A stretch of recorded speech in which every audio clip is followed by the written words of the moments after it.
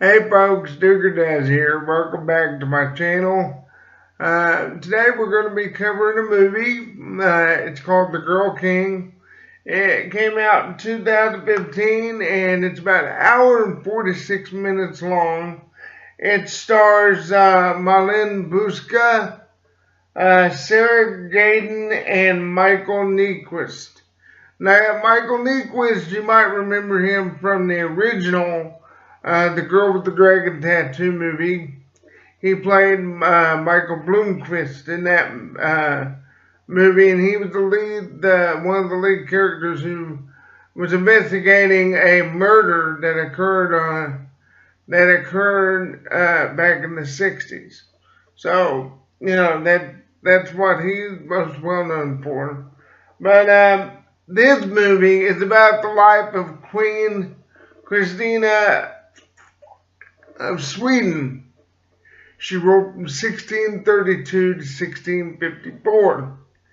And it's mainly about her life, and a very tumultuous life per se, because not only was she a very forward-thinking queen, but she lived an alternative lifestyle. She was basically a lesbian. And you got to think about which the time she lived in, that was not a very popular thing to be.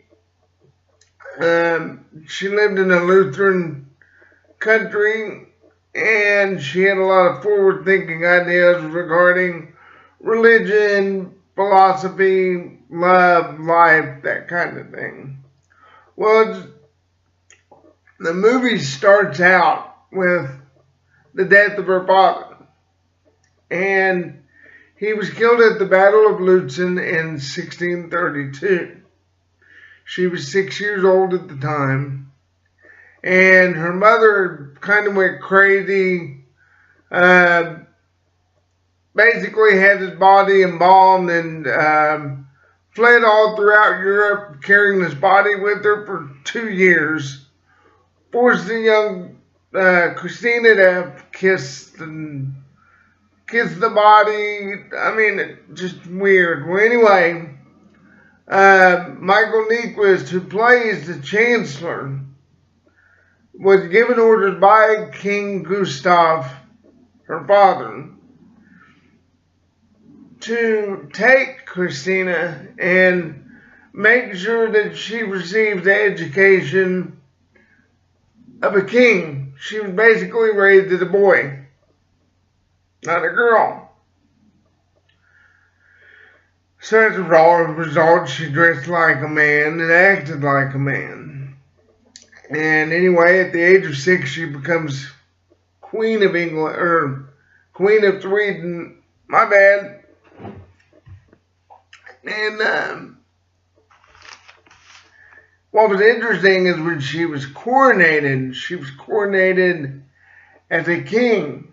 Even though she was called queen, she was coronated as a king, which I thought that was interesting. Well, anyway, at 14, she's finally given the reins to rule on her own. And like many royalty at that time, she was really into knowledge, seeking knowledge, wanting to make her country grow. Problem is that the country in which she lived in, they had very conservative ideals in what a queen should do. And in her role, she was basically, her job was supposed to marry and pump out lots of babies, royal heirs. Well, she didn't like that idea. She wanted to be, she rode horses, did warfare, so on and so forth, which made her very unpopular. She brought foreign thinkers, scientists into Sweden. They didn't like that either. Well, what made things even worse is she fell in love with one of her ladies in waiting. And the Swedish court was growing weary of her forward-thinking ideas and started maneuvering to get her to do what they wanted her, or what they wanted her to do was to make babies. So what's sad is that she ended up having to abdicate her crown, mainly because, one, her relationship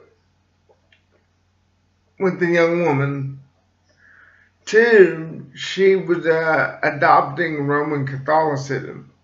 You have to remember that Sweden at the time was Lutheran, staunchly Lutheran, and rejected any Catholic ideals, and not just religion, but science. You know, they thought the world revolved around God. God did everything, and that's true. God did everything. He created the earth, created man, created woman. You know, I believe that. But God also gave man knowledge in regards to science. And so that is what a lot of Swedes were not too keen on at that time.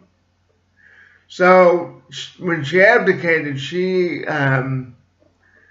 let her cousin take over as king of the country. And another interesting thing is whenever she did the abdication,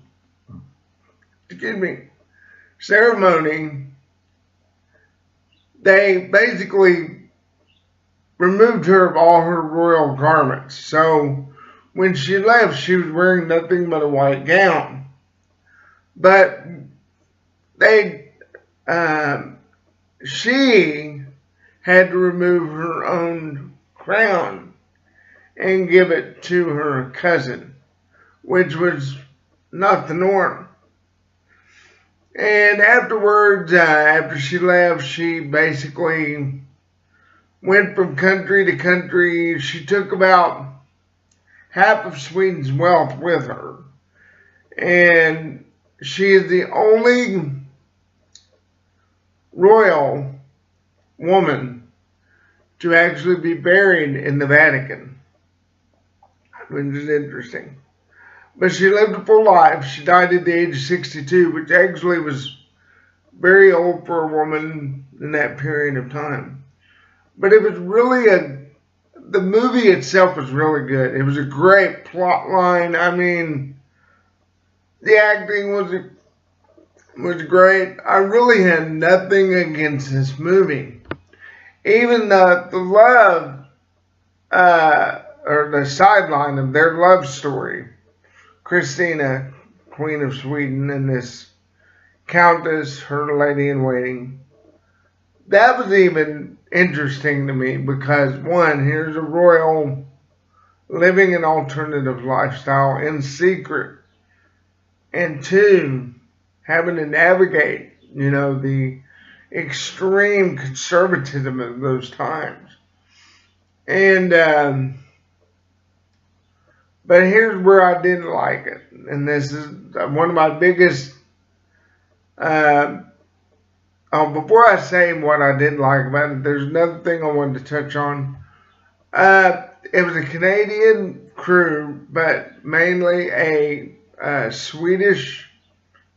There was a lot of big Swedish actors and actresses in it, which I thought lent well to the air that they was going for. Now here's what I didn't like about it. In the movie, there were points in which you had people speaking Swedish, English, French, Italian, Latin, no translation. None. Zero, zilch. The movie was all in English. But when it came to parts where they were speaking in different languages, there was no translation, so you had no idea if anything of what they were saying was integral to the plot of the movie. And that bugged the heck out of me. In fact, there was one scene where you had one guy speaking Italian, another guy speaking Latin, another guy speaking French, the Queen speaking in English. No translation between any of them. Not from Italian to, or from Latin to Italian, Italian to French, French to English. None of that. Which bugged the heck out of me because I wanted to know what they said. Luckily, I speak a little French, so I kind of had an inkling of what the guy was saying. I failed Latin in college, so I only understood maybe one word out of the whole sentence. And what Swedish I know is limited at best. I mean, I know how to say thank you and I love you, and that's about it. So I was very disappointed in that respect. I can't stand it when movies do that. Other than that, great movie. I gave it 5 stars on Netflix and added it to my list. I'm definitely going to watch it again down the road. I definitely recommend this movie. And if you like this movie, go back and watch The Girl with the Dragon Tattoo, in which Michael Nyqvist stars in. He's really good in that as well. I look forward to seeing more movies with him in it. But please give it a shot if you like these kind of movies. I like historical films, and it was kind of a nice little peek into a period in history in which I did not know about. If I hadn't watched this movie, I would have never heard of Kristina of Sweden. So it was really interesting, and I definitely think you should give it a try. So this is Dooger Does, and do good and deuces. Bye-bye, everybody.